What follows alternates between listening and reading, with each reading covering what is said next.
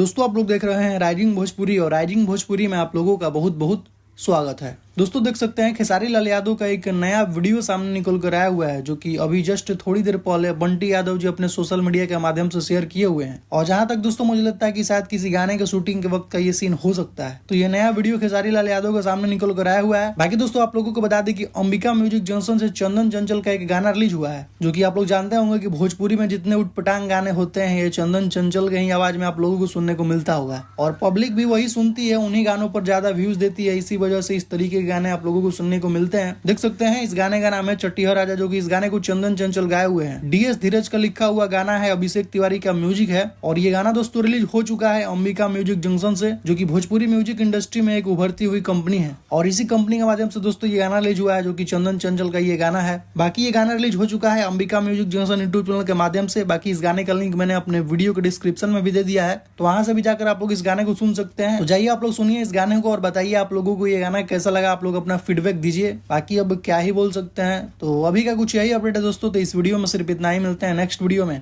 Thank you so much.